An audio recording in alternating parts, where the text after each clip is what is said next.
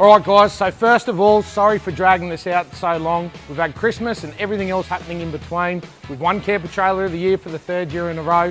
The truck's kind of been put on the back burner, but now we're back into it. The boys have been busy. You saw in the last video, we got the 300mm extension put into the chassis. We've wrapped the truck, we fitted all the suspension, and I had an awesome day out shopping at TJM. Now to show you what we've been doing, all the external accessories have been fitted. Let's go for a walk around. Now they say first impressions last, and when you see this thing coming up the road, it's definitely going to make an impression. Right up the front, we've got all of that TJM bar work that you saw me picking up at the warehouse.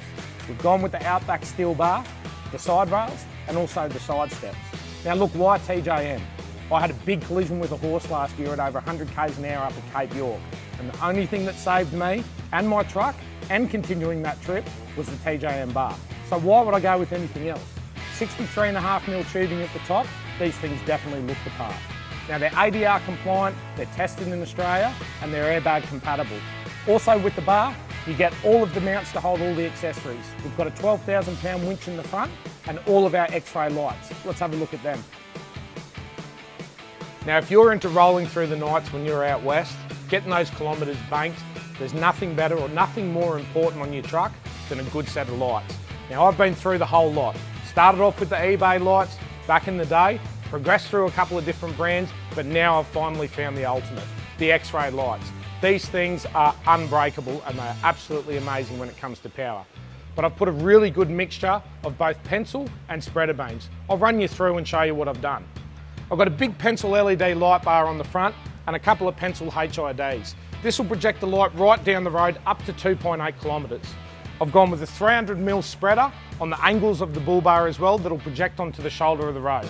Any animals that are coming in from the side, I'm going to see them before I hit them. I've got their brand new quad optic 1200mm light bar on the top with both a pencil and a spreader beam. Now a couple more accessories that we fitted onto the truck. Obviously we've gone with the snorkel, we've gone with the TJM AirTech. Here's one accessory that probably not a lot of people will consider, but mirrors. These ones here are from Clearview.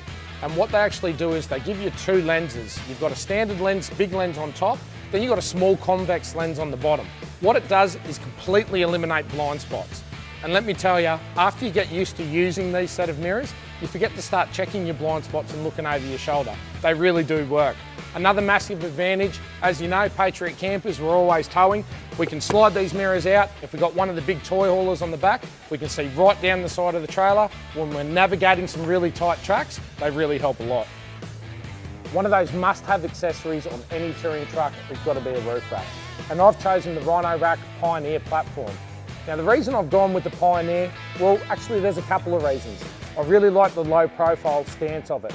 So when I'm not carrying any gear on it, I can still get my truck under car parks. But the amount of accessories that you can get for these things. We've already got over there the shovel holder and the high lift jack holder. You've got all these T-slots in the aluminium extrusion and you can slide in a whole host of different options. You can put up there spare wheels, swags, whatever you like. Really, really good bit of kit.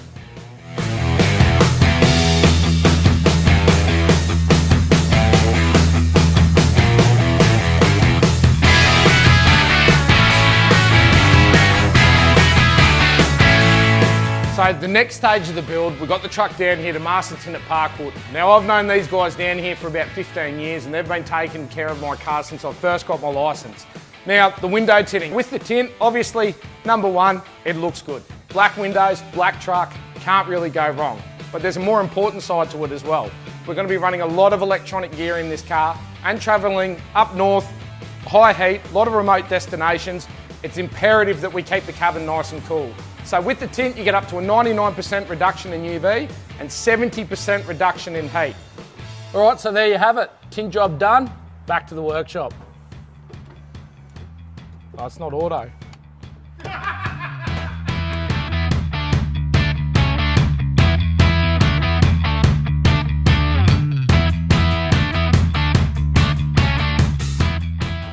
A really, really important part to remote destination travel is obviously fuel capacity.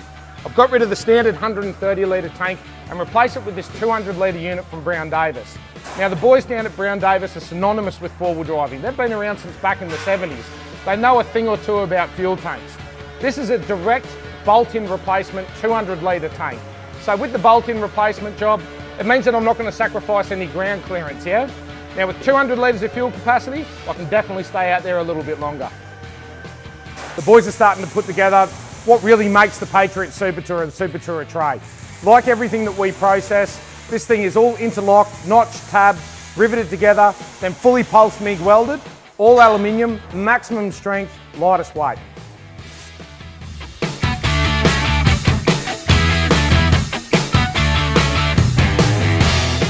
So here's where it takes its most exciting turn. This is where the truck actually becomes a Patriot Supertourer, as soon as we fit the body. Now we've taken all of the features from the Patriot Campers range and everything that we've learnt with the engineering over the past 3 years and created a product that's completely unprecedented in the marketplace. Why is it called a Patriot Supertourer? Well, really it starts with all of the storage and the features that we've put into the tray. Realistically, it's a mini camper. You've got 70 litres of water on board with a pressurised pump. You can still have a shower. You've got a little kitchenette in there and tons of storage for clothes, food and whatever gear that you want to carry.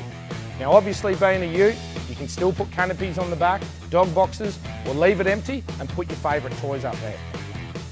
The construction method that we use is very similar to the Patriot Campers range. We start with ultra lightweight materials, mainly aluminium. Would you believe that this entire body weighs under 350 kilos?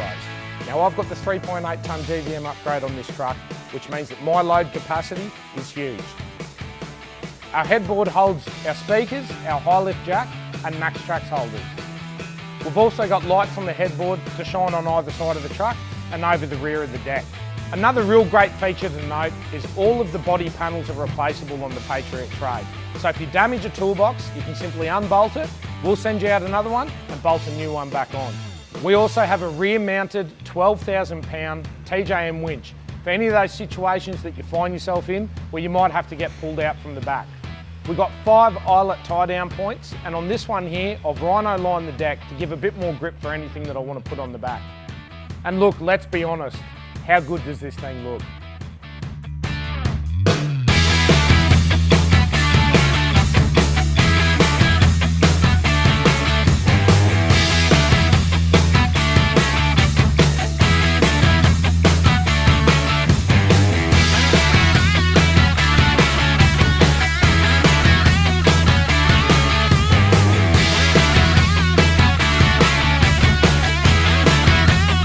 Alright, so now we're going to start the most exciting part of the build, power upgrades.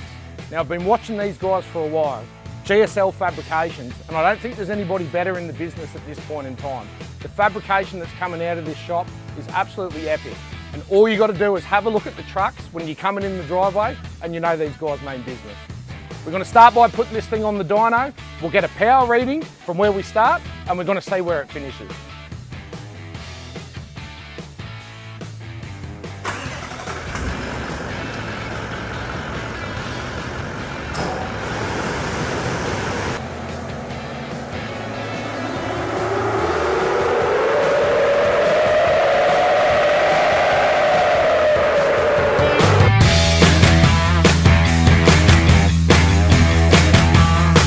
Okay, so that's the first dyno run, dead standard truck.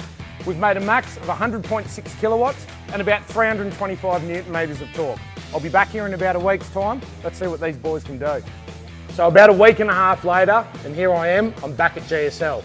The boys are actually in the next room with my car on the dyno right now. They've got all the performance upgrades done and I can't wait to get in there to see what the power figures are. Now, before I do that, I just want to give you a quick run through on all of the upgrades that we've made. Now with any turbo vehicle, what it's all about is forcing compressed cool air into the engine. We're trying to obtain a bigger bang and create more power. Now I haven't touched the turbo on my truck and haven't touched the injectors, and the reason for that is reliability. What I have done though is put in the new HKS FCON computers. Now the difference between these and a plug and play type system is these are fully programmable. So any upgrades that I make to the truck in the future, we bring it back up here, put it on the dyno and tune it to suit. Now, how does a turbo work? Well, look, in its simplest form, what it's doing is it's using the exhaust gas from the car, sits on top of the exhaust manifold, and forces the gas through a turbine wheel at the back. Now, the exhaust driving through this wheel spins the front wheel. It forces air into the intake of the engine. Now, to get that air through, we want to keep it as cool as possible. The cooler the air, the denser it is and the more fuel it can hold. So we use a front mount intercooler. What that does, air flows through, hot air comes through one side, it operates like a radiator. You've got fins in the front, the cool air passing through these tubes, it cools the air, comes out the other side, then into the intake manifold and the new plenum that the boys have done to give us a lot more volume, to really force that air inside there. Now, to get the efficiency out of the turbo, we need to expel that exhaust gas as quick as possible. Give you a bit of an example, here's your standard 79 series dump pipe. This is the dump pipe that we fitted onto the truck. You can see the difference. So obviously the exhaust flow, getting that gas to escape from the vehicle, is going to be a lot easier. Now we've also changed in there the crossover pipe as well.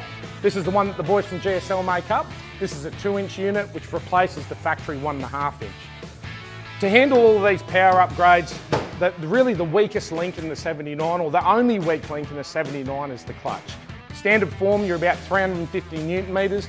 We've put in an MPC clutch which will handle up to 1,300 Newton meters. There is not a chance that we're going to fry this clutch. Now the pedal operation on the MPC clutch, absolutely beautiful. I've driven one of these in one of the boys' trucks, and to be honest with you, I think the pedal feels a little bit better than the standard one.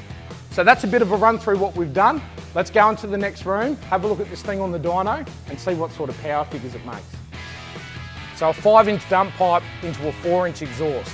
How good does that look? But there's more. Have a listen to this.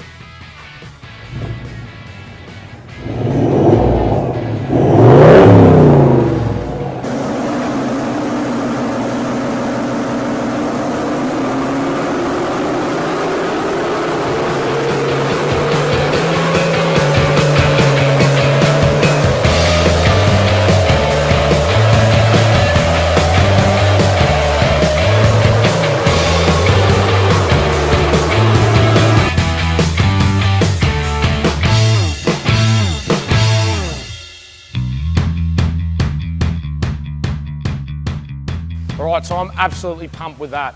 Look at the power figures. We've gone from 100 kilowatts to 177, and from 300 Newton meters of torque to just under 600. That is a massive 80% increase in power and torque. Now, like I said at the start of this video, nobody knows these trucks better than the boys at GSL.